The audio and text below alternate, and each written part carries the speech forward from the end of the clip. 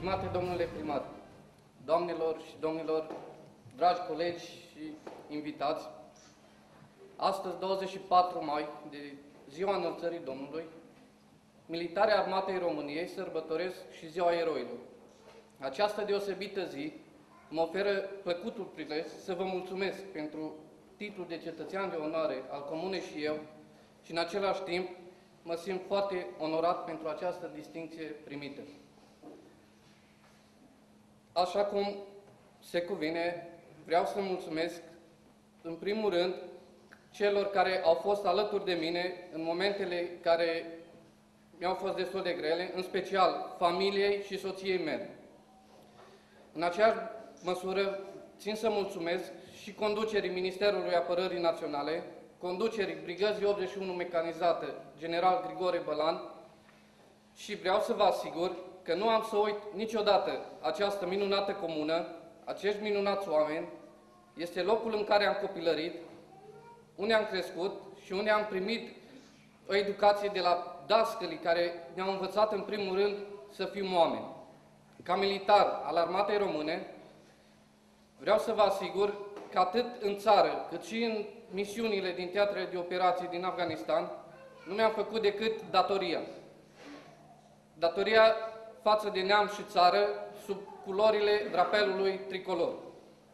Am fi vrut cu toții să ne întoarcem acasă, dar Afganistanul și-a luat tributul de sânge.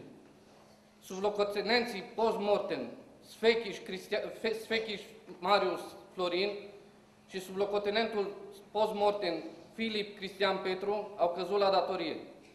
Nu îi vom uita niciodată. Dumnezeu să-i odihnească în pace.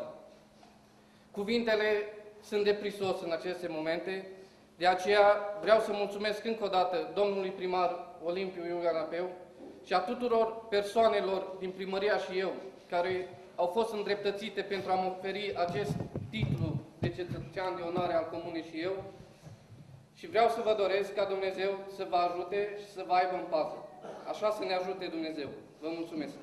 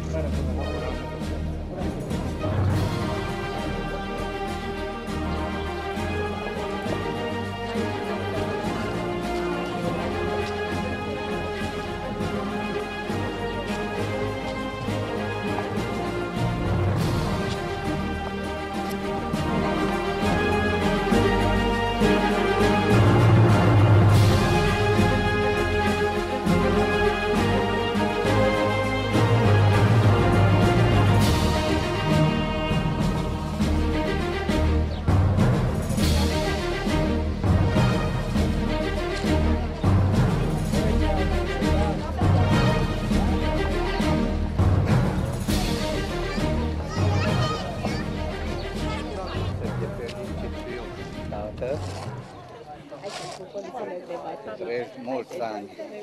Haideți să dăm un pupic la mama. Da, pupă-i tot pe tati.